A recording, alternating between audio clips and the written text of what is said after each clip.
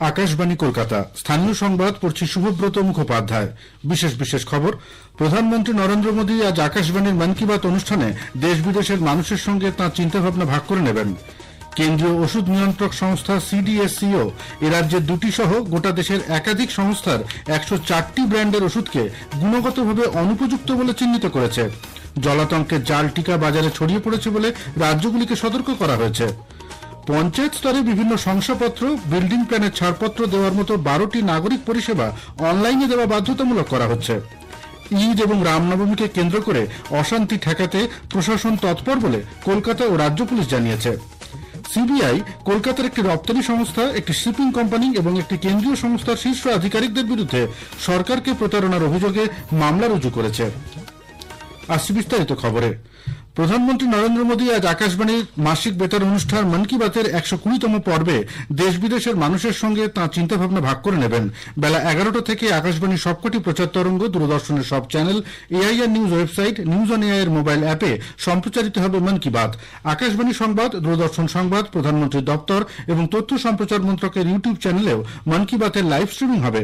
মূল অনুষ্ঠানটির ঠিক পরেই আঞ্চলিক ভাষায় এর তর্জমা সম্প্রচারিত হবে। কেন্দ্রীয় ওষুধ নিয়ন্ত্রক সংস্থা সিডিএসসিও এ রাজ্যের দুটি সংস্থা সহ গোটা দেশের একাধিক সংস্থার 104টি ব্র্যান্ডের ওষুধকে গুণগতভাবে অনুপযুক্ত বা not for standard quality drugs বলে চিহ্নিত করেছে।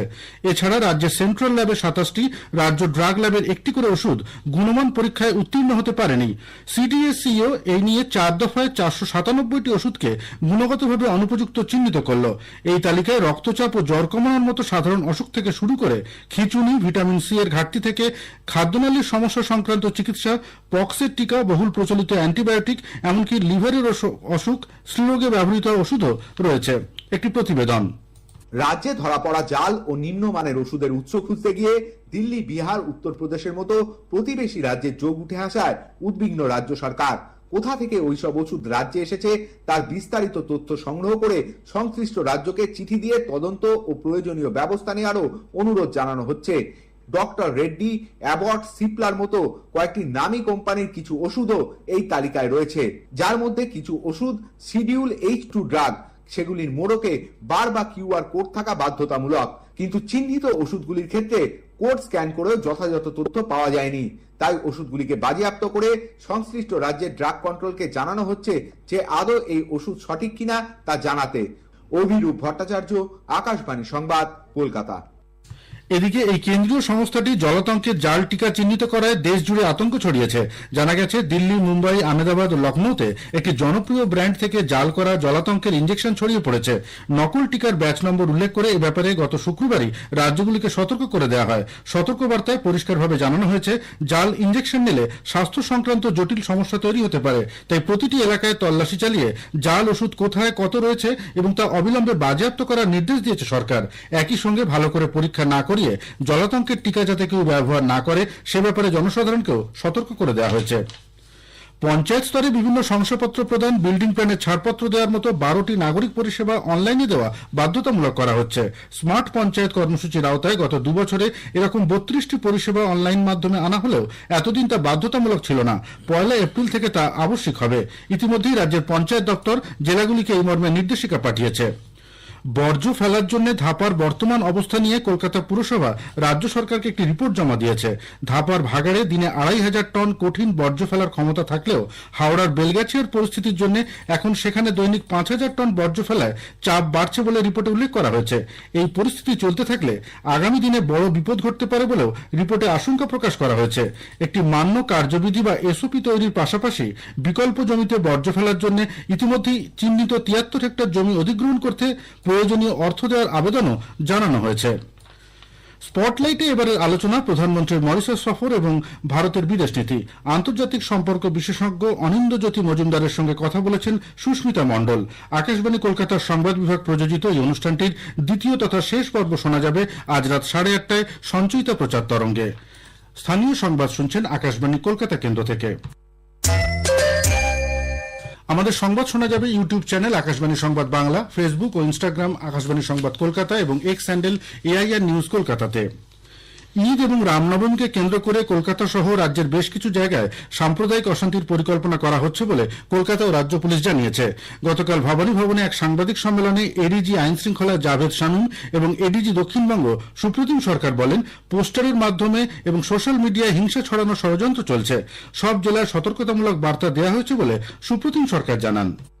ঈদ এবং রামনবমী সেই উৎসবের দিনগুলিতে এবং তাদের প্রাক্কালে আমরা নির্দিষ্ট সূত্রে গোপন খবর পাই যে কোনো মহল থেকে এমন কিছু পরিকল্পনা করা হচ্ছে যাতে মানুষের ধর্মীয় অনুভূতিতে আঘাত লাগে এবং সাম্প্রদায়িক শান্তি বিঘ্নিত হয়। এমন কিছু পোস্টার বা প্ল্যাকার্ড বিভিন্ন জায়গায় লাগানোর পরিকল্পনার কথা আমরা জানতে পেরেছি, যাতে বিভিন্ন ধর্মের মানুষের মধ্যে একটা পারস্পরিক শত্রুতা, বিদ্বেষ এবং হিংসার একটা বাতাবরণ তৈরি হয়। এমন কিছু কাজের পরিকল্পনার কথাও আমরা জানতে পেরেছি যাতে সাম্প্রদায়িক শান্তি নষ্ট হয়।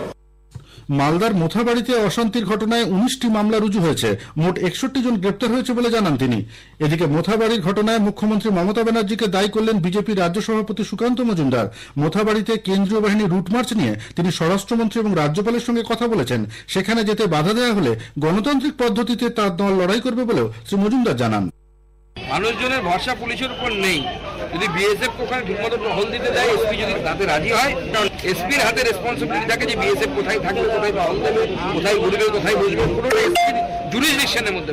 কারণ ল অ্যান্ড অর্ডার ভারতের সংবিধান অনুসারে রাজ্য সরকারের এখতিয়ারের মধ্যে, কেন্দ্র সরকারের এখতিয়ারের মধ্যে পড়ে না। আমি নিজে অমিত শাহজির অফিসের সাথে কথা বলেছি, ডাইরেক্ট গভর্নর সাহেবের সাথে কথা বলেছি যে আপনি বিএসএফ নামানোর ব্যবস্থা।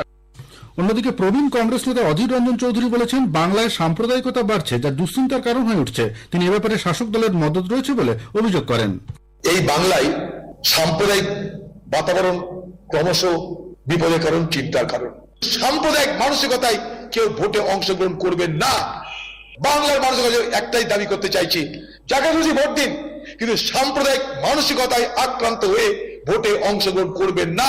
তাতে সমাজের ক্ষতি, রাজ্যের ক্ষতি। শুধু লাভ কার? সরকারি দল আর বিরোধী দল। সিবিআই কলকাতার একটি রপ্তানি সংস্থা, একটি শিপিং কোম্পানি এবং এক কেন্দ্রীয় সরকারি সংস্থা project and equipment corporation of India PEC লিমিটেডের শীর্ষস্থানীয় আধিকারিকদের বিরুদ্ধে প্রতারণার অভিযোগে মামলা রুজু করেছে। গতকাল সিবিআই এর জারি করা এক প্রেস বিবৃতিতে ওই আধিকারিকদের বিরুদ্ধে সরকারের 32 কোটি টাকা ক্ষতি করার অভিযোগ আনা হয়েছে।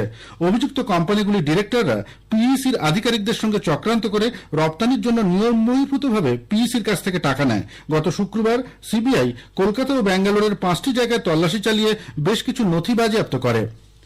ভারপ্রাপ্ত উপাচার্যের পদ থেকে অপসারণের একদিন পরে যাদবপুর বিশ্ববিদ্যালয়ের অধ্যাপক ভাস্কর গুপ্তের কাছে নিয়ম বহির্ভূতভাবে সমাবর্তন আয়োজন এবং সে সংক্রান্ত খরচের হিসাব পেশ না করায় রিপোর্ট চেয়েছে রাজভবন।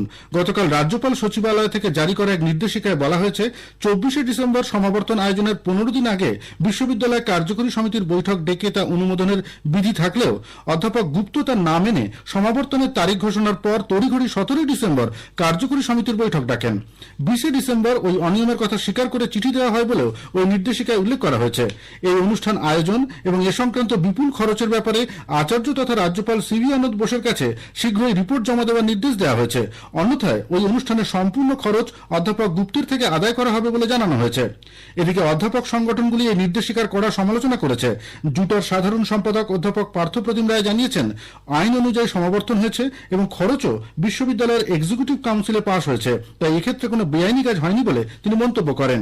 অন্যদিকে আবুটার সাধারণ সম্পাদক গৌতম মাইতি বলেছেন, আচার্য তার ক্ষমতার অপব্যবহার করে রাতারাতি যেভাবে উপাচার্য অপসারণের সিদ্ধান্ত নিয়েছেন তাতে বিশ্ববিদ্যালয়ের শিক্ষাক্ষেত্রে অচলাবস্থা তৈরি হয়েছে। কর্তব্যে গাফিলতি অদক্ষতার অভিযোগে বর্তমান রাজ কলেজের অধ্যক্ষ নিরঞ্জন মণ্ডলকে সাসপেন্ড করা হয়েছে। কলেজের পরিচালন সভাপতি স্বপন কুমার পান জানিয়েছেন, অধ্যক্ষের কাজ নিয়ে প্রশ্ন ওঠায় তাকে শোকজ করা হয়েছিল। আইএসএল ফুটবলের প্লে অফের দ্বিতীয় ম্যাচে শিলংয়ের জওহরলাল নেহরু স্টেডিয়ামে আজ নর্থ ইস্ট ইউনাইটেড জামশেদপুর এফসির বিরুদ্ধে খেলবে। এই ম্যাচের বিজয়ী দল আগামী 3রা ও 7ই এপ্রিল সেমিফাইনালে মোহনবাগান সুপার জায়ান্টের মোকাবিলা করবে। গতকাল কান্তিরাও স্টেডিয়ামে আইএসএল এর প্রথম প্লে অফ ম্যাচে বেঙ্গালুরু এফসি 5-0 গোলে মুম্বাই সিটি এফসিকে হারিয়ে আইএসএল ফুটবলের সেমিফাইনালে উঠেছে। শেষ করার আগে স্থানীয় সংবাদের বিশেষ কিছু অংশ আরও একবার। প্রধানমন্ত্রী নরেন্দ্র মোদী আজ আকাশবাণীর মন কি বাত অনুষ্ঠানে দেশ বিদেশের মানুষের সঙ্গে তাঁর চিন্তাভাবনা ভাগ করে নেবেন। কেন্দ্রীয় ওষুধ নিয়ন্ত্রক সংস্থা সিডিএসিও এ রাজ্যের 2টি সহ গোটা দেশের একাধিক সংস্থার 104টি ব্র্যান্ডের ওষুধকে গুণগতভাবে অনুপযুক্ত বলে চিহ্নিত করেছে। স্থানীয় সংবাদ শেষ হল।